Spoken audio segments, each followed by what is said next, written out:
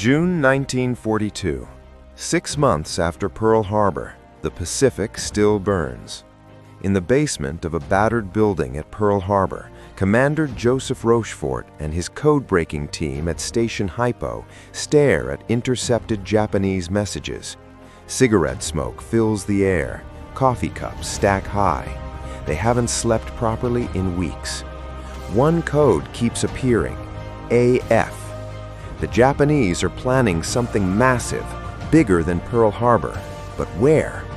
Rochefort has a theory. AF is Midway Atoll, a tiny coral outpost guarding the approach to Hawaii. To prove it, he sends a bold request. Midway will transmit an unencrypted message claiming its water plant has broken down. Days later, Japanese code traffic confirms AF is short on water. It's Midway. Upstairs, Admiral Chester Nimitz makes the most important decision of the Pacific War. He won't wait to defend Midway. He'll ambush the Japanese fleet. The enemy is bringing 4 of their best carriers, Akagi, Kaga, Soryu, and Hiryu, the same ships that devastated Pearl Harbor. America has only 3, Enterprise, Hornet, and the badly damaged Yorktown, patched together in just 72 frantic hours. The odds are brutal. Japanese pilots are veterans. Their Zero fighters dominate the skies. Their Navy hasn't lost a major battle in months. But this time, the Americans know they're coming. June 4th, 1942. Dawn. At 4:30 a.m., 108 Japanese aircraft roar toward Midway. Bombers, torpedo planes, Zeros. Radar on Midway detects them. Sirens wail. Marines scramble into obsolete Brewster Buffalo fighters, aircraft already considered inferior. They take off anyway. The sky becomes a slaughterhouse. Zeros tear through American formations. Planes fall in flames, but the Marines buy time, precious minutes. On the Japanese carriers, Admiral Chuichi Nagumo faces a dilemma. His reserve planes are armed with torpedoes for ships. Midway still needs to be neutralized. He orders the reserve aircraft rearmed with bombs for a second strike. That decision will cost him everything. Meanwhile, 200 miles away, American carriers launch their strike at maximum range. It's a gamble. Many planes may not have enough fuel to return. The attack groups become scattered in clouds. Coordination collapses. One by one, American torpedo squadrons find the Japanese fleet, alone. They press the attack anyway. 15 slow, outdated Devastator torpedo planes from Torpedo Squadron 8 descend toward the carriers. No fighter escort, no chance. Zeros swarm them. Every plane is shot down. Of 30 men, only Ensign George Gay survives, floating in the ocean, watching the battle unfold from beneath a seat cushion to avoid detection. The torpedoes fail, but their sacrifice pulls Japanese fighter cover down to sea level, and that changes everything.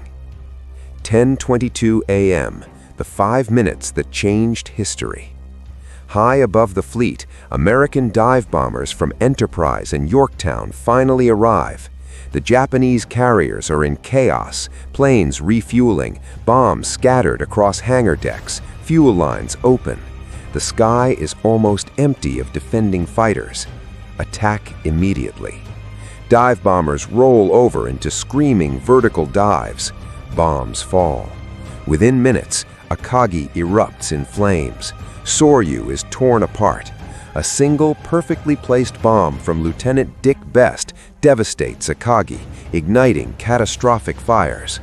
3 Japanese carriers are mortally wounded in less than 5 minutes. From the water, George Gay watches the once invincible fleet burn. But the battle isn't over. The last counterattack. The remaining carrier, Hiryu, launches a desperate counterattack. Japanese bombers find Yorktown. Bomb hits cripple her.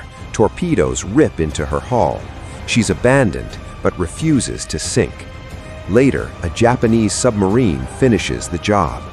Hiryu is found that afternoon by American dive bombers. She too is set ablaze. By nightfall, all 4 Japanese carriers, the core of the Pearl Harbor strike force, are gone. The aftermath. Japan loses 4 fleet carriers, over 240 aircraft, thousands of experienced pilots and crew. America loses 1 carrier, 1 destroyer, 147 aircraft. But numbers don't tell the full story. Japan's offensive power is shattered.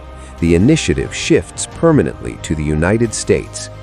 The battle was won by intelligence from Rochefort's codebreakers, Nimitz's trust in that intelligence, Spruance's calm leadership, and the sacrifice of torpedo squadrons that knew they were flying to almost certain death. Midway proved something critical. Aircraft carriers, not battleships, now ruled the seas.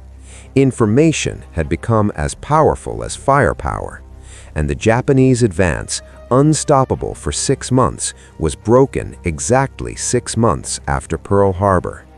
Admiral Yamamoto once said he could run wild for 6 months, but had no confidence beyond that. At Midway, his time ran out. The tide of the Pacific War had turned.